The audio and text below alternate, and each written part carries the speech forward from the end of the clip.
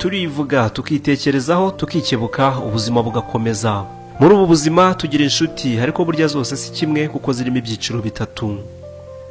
Abantu mu buzima bwacu bameze nk'ibice bigize igiti, bamwe muri bo ni amashami, abandi ni amababi, naho abandi ni imizi. Bamwe kuri twe bameze nk'amababi ku biti, iyo umuyaga uhushye arahunguka rimwe ku rindi kugeza igihe yashiriyeho hakaza andi mashya.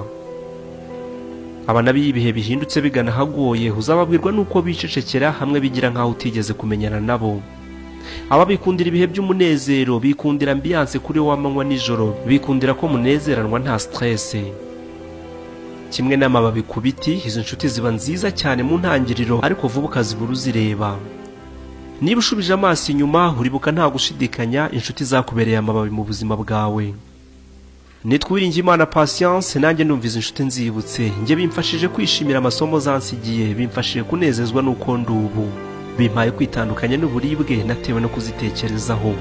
Ubwoko bwa kabiri bw'inshuti mu buzima ni babandi bameze nk'amashami ku giti. Aba ni abantu bo kwitondera cyane, bafite ubushobozi bwo kugushukashuka, bafite imbaraga zo kukwemeza ko ari bo nshuti mu buzima ukeneye. Aba barangwa n'amagambo yuzuye kukuryoshya iteka bakwereka ko bazaguhora hafi, nyamara benshi ayo bavuga abava ku isonga y'ururimi aho kuva mu ndiba y'imitima yabo. Gusa ntibibakundira kwihishira kuko nyuma y'igihe gito gusa ako kanya usanga basa nk'umwobo muremure wirohagamo uzi ko ari inzira nyabagendwa. Aha naho natwe nitwisuzuma nta kabuza turibuka abo twabereye nk'amashami mu buzima bw'ubushuti twagiranye, ndetse n'abatubereye amashami nta kabuza nabo turabibuka. Nyuma ya byose twahawe amasezerano ariko nta na rimwe yigeze asohora. Burya byatubagaho ari nako biba ku bandi, ku bwacu cyangwa se ku bwabo bihebeye. Niba wumva uburibwe n'uburemere ibyo byose byagusigiye, mureke tubikuremo amahirwe akomeye, tugerageze kuba honete, twuzure ukuri kuri twe ubwacu ndetse tubikore no ku bacu.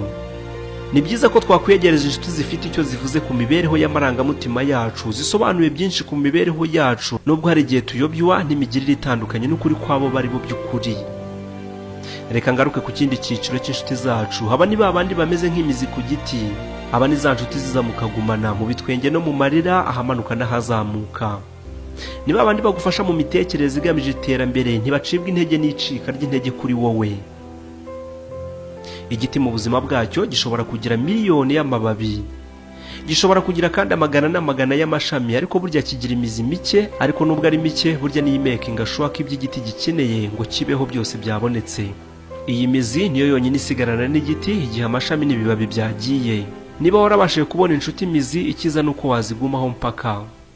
Ikindi kiza kuruta nuko wamenya kureka ibyahise bikagushiramo burundu. Teka tuzabana n'abandi bantu mu gihe tukiriho, ngaho ibaze kuri izi ngingo. Mu nshuti zanjye ninde nshuti mababi, ninde nshuti mashami, ninde nshuti mizi? Hanyuma nawe wibaza uti mu buzima bw'inshuti mfite maginga ya njyewe ndi iki? Ndi ikibabi, ndi ishami cyangwa se ndi imizi? Nitwiringiyimana Patience, think again.